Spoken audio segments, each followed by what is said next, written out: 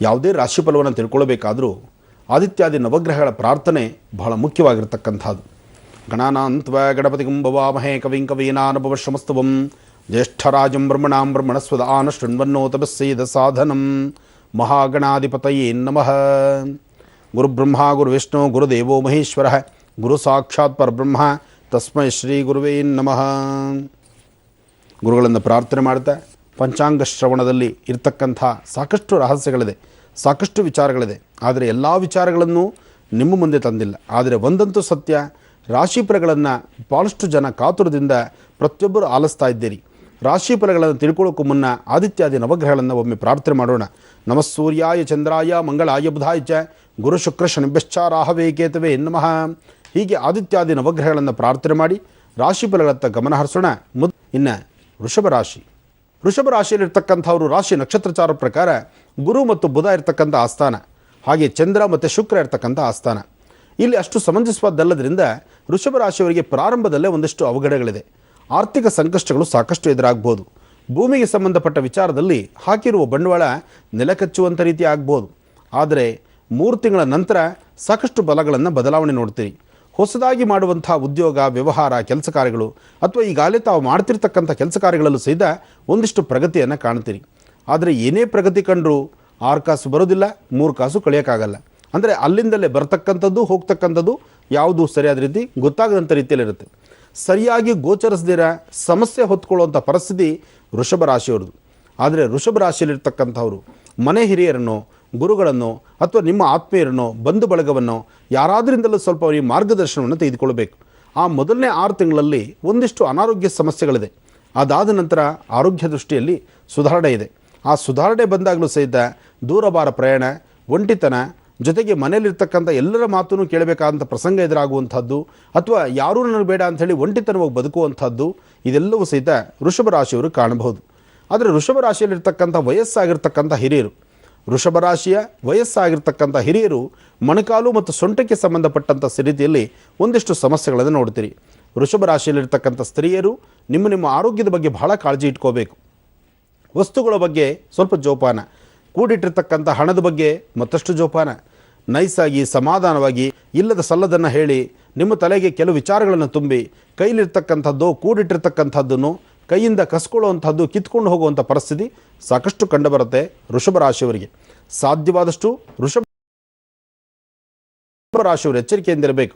ವೃಷಭ ರಾಶಿಯವರು ನೀವು ಮಾಡಬೇಕಾಗಿರ್ತಕ್ಕಂಥದ್ದು ಲಕ್ಷ್ಮೀ ನರಸಿಂಹನ ಆರಾಧನೆ ಮಾಡಿ, ಲಲಿತಾ ಸಹಸ್ರನಾಮವನ್ನು ಮಾಡಿ, ಸಾಧ್ಯವಾದರೆ ಕುಂಕುಮಾರ್ಚನೆ ಮಾಡಿರ್ತಕ್ಕಂಥ ಕುಂಕುಮ ಪ್ರಸಾದವನ್ನು ಪ್ರತಿ ದಿವಸ ಇಷ್ಟು ಹಣೆಗಚ್ಚಿಕೊಂಡು ತದನಂತರ ನೀವು ಮುಂದಿನ ಕೆಲಸ ಕಾರ್ಯಗಳ ಕಡೆ ಗಮನ ಕೊಡೋದ್ರಿಂದ ಹೆಚ್ಚು ಫಲಗಳನ್ನು ಸಿದ್ಧಿಪಡಿಸ್ಕೊಳ್ತೀರಿ. ಹೀಗೆ ಒಬ್ಬೊಬ್ಬರು ಒಂದೊಂದು ಆಳ್ವಿಕೆ ಇಟ್ಕೊಂಡಿದ್ದಾರೆ, ಒಂದೊಂದು ರೀತಿ ನಡ್ಕೊಂಡು ಹೋಗ್ತಾರೆ. ಆದರೆ ಒಬ್ಬೊಬ್ಬರ ಒಂದು ಆಳ್ವಿಕೆಯಲ್ಲೂ ಒಂದೊಂದು ಲಾಭ ನಷ್ಟಗಳಂತಕ್ಕಂಥದ್ದು ಕಳೆದ ಬಾರಿ ಹೇಗಿತ್ತು, ಈ ಬಾರಿ ಹೇಗಿದೆ ಮತ್ತು ಮುಂದೆ ಬರ್ತಕ್ಕಂಥದ್ದು ಹೇಗಿಲ್ಲ, ಆ ಮುಂದೆ ಆಗುವಂತಹ ಕ್ಷಣಗಳಲ್ಲಿ ಬರ್ತಕ್ಕಂಥ ಲಾಭ ನಷ್ಟಗಳೇನು, ಇದು ಗ್ರಹಸ್ಥಿತಿಗಳಲ್ಲೇನು, ಗ್ರಹ ನಕ್ಷತ್ರಚಾರ ಪ್ರಕಾರ ಹೇಗಿದೆ. ಮನುಷ್ಯನಿಗೆ 27 ನಕ್ಷತ್ರ 12 ರಾಶಿಗಳಲ್ಲೇ ನಾವು ಇರ್ತಕ್ಕಂಥದ್ದು. ಕೋಟ್ಯಾಂತರ ಜನಸಂಖ್ಯೆ ಇದ್ದರೂ ಇಷ್ಟೂ ಜನಗಳಿಗೂ ಬರ್ತಕ್ಕಂಥದ್ದು 27 ನಕ್ಷತ್ರ 12 ರಾಶಿ.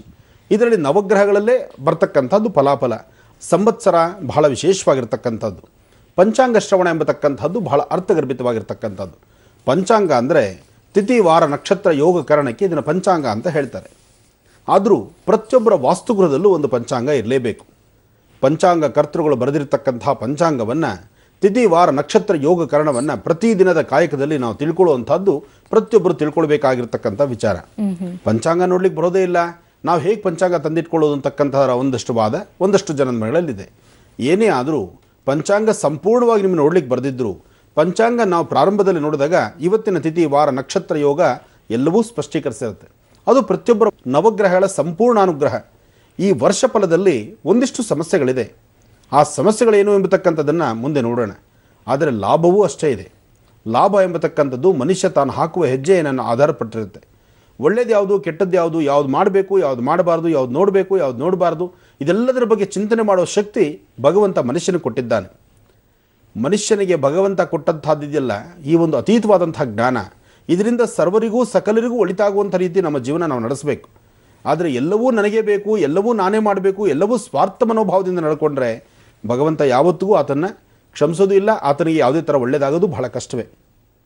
ಯಾಕೆಂದರೆ ಪ್ರಾಣಿ ಪಕ್ಷಿಗಳಿಂದ ಹಿಡಿದು ಸಣ್ಣ ಸಣ್ಣ ಕ್ರಿಮಿಗಳಿಂದ ಹಿಡಿದು ಮನುಷ್ಯನ ತನಕ ಎಲ್ಲರಿಗೂ ಊಟ ಕೊಡ್ತಕ್ಕಂಥವ್ರು ಭಗವಂತ ಒಬ್ಬ, ಶಿವ ಒಬ್ಬ. ಹಾಗೆ ಶಿವ ಕೊಡ್ತಕ್ಕಂಥ ಊಟ ಎಲ್ಲರಿಗೂ ತನ್ನ ತನ್ನ ಗೂಡುಗಳಿಟ್ಟಿರಲ್ಲ. ಒಂದು ಪಶು ಪಕ್ಷಿ ಪ್ರಾಣಿಗಳಿಗೆ ಅದಕ್ಕೆ ಶಕ್ತಿ ಇಲ್ಲ ಅಂತ ಹೇಳಿಬಿಟ್ಟು ತನ್ನ ಗೂಡಲ್ಲಿ ಅನ್ನ ಇಟ್ಟಿಲ್ವಲ್ಲ. ಹಾಗೆ ಪಕ್ಷಿಗಳಿಗಾಗಲಿ ಪ್ರಾಣಿಗಳಿಗಾಗಲಿ ಎಲ್ಲ ತಮ್ಮ ತಮ್ಮ ಗೂಡಲ್ಲಿ ವಾಸ ಮಾಡ್ತಕ್ಕಂಥ ಸ್ಥಳದಲ್ಲಿ ಖಂಡಿತ ಆಹಾರ ಇಲ್ಲ. ಅದು ಸಹಿತ ಬೆಳಗಿನ ಸೂರ್ಯೋದಯವನ್ನು ನೋಡಿ ಸೂರ್ಯ ಉದಯಿಸಿದ ನಂತರ ತಮ್ಮ ತಮ್ಮ ಕಾಯಕವನ್ನು ತಮ್ಮ ತಮ್ಮ ಆಹಾರಕ್ಕಾಗಿ ದೂರ ಬಾರ ಹೋಗಬೇಕು, ಆಹಾರವನ್ನು ತರಬೇಕು, ಸಂಜೆ ತನ್ನ ಗೂಡಿಗೆ ಸೇರ್ಕೋಬೇಕು. ಇದು ಪ್ರಾಣಿ ಪಕ್ಷಿಗಳಲ್ಲೇ ಹೀಗಿರಬೇಕಾದ್ರೆ ಇನ್ನು ಮನುಷ್ಯ ಅತೀತವಾದಂಥ ಜ್ಞಾನವುಳ್ಳಂಥವನು, ಬುದ್ಧಿ ಇರ್ತಕ್ಕಂಥವನು, 4 ಜನಕ್ಕೆ ಒಳ್ಳೆಯದಾಗಲಿ ಅಂತ ಹರಿಸುವಂಥವನು, ಹಾಗೆ ಇನ್ನೊಬ್ಬರ ಜೀವನದ ಬಗ್ಗೆ ಆಟ ಆಡುವಂತಹ ಗುಣವೂ ಈ ಮನುಷ್ಯನಿಗಿದೆ. ಆದರೆ ಇಲ್ಲಿ ಯಾವುದು ಒಳ್ಳೆಯದು, ಯಾವುದು ಕೆಟ್ಟದ್ದು, ಯಾವುದು ಬೇಕು, ಯಾವುದು ಬೇಡ, ಇದೆಲ್ಲದರ ಬಗ್ಗೆ ಚಿಂತನೆ ಮಾಡುವಂತಹ ಗುಣ ಮನುಷ್ಯನಿಗಿರೋದ್ರಿಂದ ಮನುಷ್ಯ ಸಹಿತ ತಾನು ಸನ್ಮಾರ್ಗದತ್ತಿದ್ದು ಇನ್ನೊಬ್ಬರ ಜೀವನಕ್ಕೂ ಬೆಳಕಾಗುವಂಥ ರೀತಿ ಇದ್ದರೆ ಇಂಥ ಹಬ್ಬ ಹರಿದಿನಗಳಿಂದ ಒಂದು ಮಹತ್ತರವಾಗಿರ್ತಕ್ಕಂಥ ಸಂಕಲ್ಪವನ್ನೇ ಮಾಡಬೇಕು. ಇನ್ನು ಮುಂಬರ್ತಕ್ಕಂತಹ ದಿನಗಳಲ್ಲಾದರೂ ಬೆಳಕನ್ನೇ ತರುವಂಥ ರೀತಿ ಸಾಧ್ಯವಾದಷ್ಟು ಇನ್ನೊಬ್ಬರ ಜೀವನಕ್ಕೆ ತೊಂದರೆ ಇಲ್ದಿರ ನಾನು ನೆಮ್ಮದಿಯಾಗಿರಬೇಕು, ಅವರು ನೆಮ್ಮದಿಯಾಗಿರಬೇಕು ಅಂತ ಇಡುವಂತಹ ಪರಿಸ್ಥಿತಿ ಚಿಂತನೆ ಮಾಡಬೇಕು. ಇನ್ನು ಹಬ್ಬ ಎಂಬತಕ್ಕಂಥದ್ದು, ಈ ಹಬ್ಬದ ಸಡಗರ ಇದೆಯಲ್ಲ ಬಹಳ ಅರ್ಥಪೂರ್ಣವಾಗಿರ್ತಕ್ಕಂಥದ್ದು. ಅದಕ್ಕೆ ಮನೆ ಮತ್ತು ಪರಿವಾರದಲ್ಲಿ ಹಿರಿಯರ ಸಮ್ಮುಖದಲ್ಲಿರಬೇಕು, ಹಿರಿಯರ ಕೃಪಾಶೀರ್ವಾದ ಬೇಕು. ಎಲ್ಲರ ಸಮ್ಮುಖದಲ್ಲಿ ಎಲ್ಲರ ಜೊತೆಯಲ್ಲಿ ನಾವಿದ್ದಾಗ ಹಬ್ಬದ ಮೂಲ ಅರ್ಥ ಪ್ರತಿಯೊಬ್ಬರಿಗೂ ತಿಳಿಯುತ್ತೆ. ಯಶಸ್ಸಿದೆ, ಯಾರೂ ಭಯಪಡುವಂಥದ್ದಿಲ್ಲ, ಆತಂಕಕ್ಕೊಳಗಾಗಬೇಕಾದಿಲ್ಲ.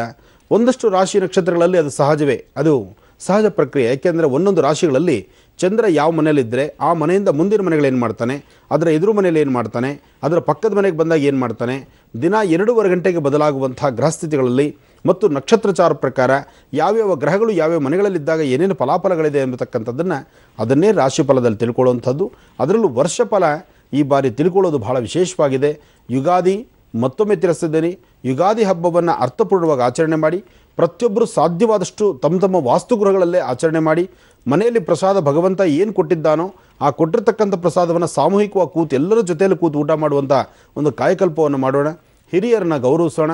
ಜೊತೆಗೆ ರೈತರನ್ನ ಯೋಧರನ್ನ ಮನಸ್ಸಲ್ಲಿಟ್ಟು ದೇವ್ರ ಮುಂದೆ ನಿಂತು ಪ್ರಾರ್ಥನೆ ಮಾಡಬೇಕಾದ್ರೆ ಆ 2 ಕುಟುಂಬ ಸಹಿತ ನನ್ನ ಕುಟುಂಬನೇ ಅಂಥೇಳಿ ಸಂಕಲ್ಪವನ್ನು ಮಾಡೋಣ. ಸಂವತ್ಸರ ಬಹಳ ವಿಶೇಷವಾಗಿರ್ತಕ್ಕಂಥದ್ದು. ಪಂಚಾಂಗ ಶ್ರವಣ ಎಂಬತಕ್ಕಂಥದ್ದು ಬಹಳ ಅರ್ಥಗರ್ಭಿತವಾಗಿರ್ತಕ್ಕಂಥದ್ದು. ಪಂಚಾಂಗ ಅಂದರೆ ತಿಥಿ ವಾರ ನಕ್ಷತ್ರ ಯೋಗ ಕರಣಕ್ಕೆ ಇದನ್ನು ಪಂಚಾಂಗ ಅಂತ ಹೇಳ್ತಾರೆ.